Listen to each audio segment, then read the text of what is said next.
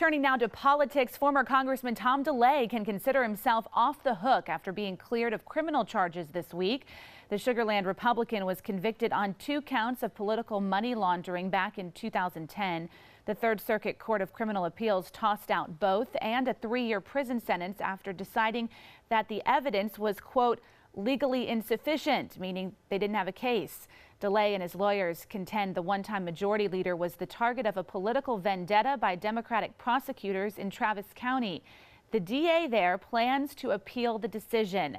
So is the chapter closed on the Tom Delay case, and what does it mean here in Texas? That's our Sunday front page topic for this half hour. Joining us live in the newsroom, we have our legal analyst Chris Tritico, news analyst Mustafa Tamiz, and public policy analyst Jackie Bally. Good morning, guys. Good morning. So what do you think? Is he off the hook on all charges, and should the case have never been brought?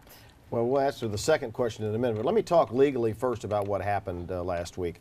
The Third Circuit Court of Appeals ruled that there was insufficient evidence that Tom Delay committed the underlying charge of election code violations in Texas, and because he didn't commit that underlying charge, he could not have committed the crime of money laundering. Therefore, the conviction was reversed, and the court ordered his acquittal.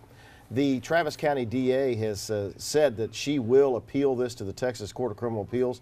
You have to ask the Texas Court of Criminal Appeals to take your case, just like the U.S. Supreme Court.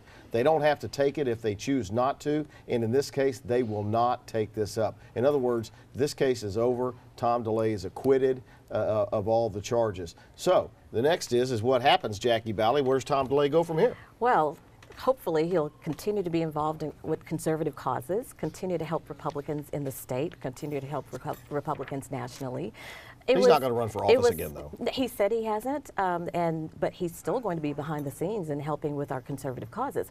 Look, it was a political indictment. It was a political trial. Mr. Tom Delay was one of the most effective conservatives that we had. He was very good at getting Republicans in office. He was unwavering with his conservative values, and the Democrats and liberals went after him, and they didn't like him because of it. You know, this all started after Tom Delay came into Texas and said, we're going to redistrict even though it's not time to redistrict, and it was shortly after that that Ronnie Earl indicted him. Was it a political move? Well, Tom Delay was a very political person, but I don't think it was a political move.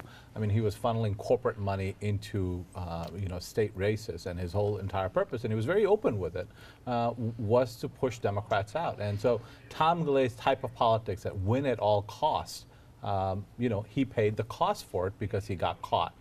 Now, in the current context of how we do elections after Citizens United, a lot of things that Tom were doing were made legal, meaning corporate money is now flowing into political races. And that's not necessarily good, because what it does is it gives people like Tom, right, and those that are in office now, an ability to go to corporations and literally take money to put it into politics. Well, you see on presidential races now, they're raising $1 billion each, and we don't need matching funds anymore. I'm going to have $1 billion to spend. Is that really the right way to go on this? Well, let me also make another point. One of the things and one of the reasons people didn't like Tom is because not only was he very good at getting his conservative causes and getting his conservative people elected, but he was also very good at bringing home the bacon to his district. So those of us in Sugar Land and his district, we love him because I-69 would not be what it is.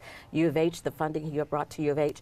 But to go back to your original question, I do believe that what he did was very creative, but it was not illegal. And I do agree with the ruling that the justices had. So I'm very happy to see that he's finally been exonerated. And have you noticed that all of the stations who were screaming about his conviction are very silent about the fact that he's been exonerated? That's the way it's always that way. Trust me, I've been on the winning side of that plenty well, of times. I think people should be very happy you have to scream and scream and scream to get them to say that you won.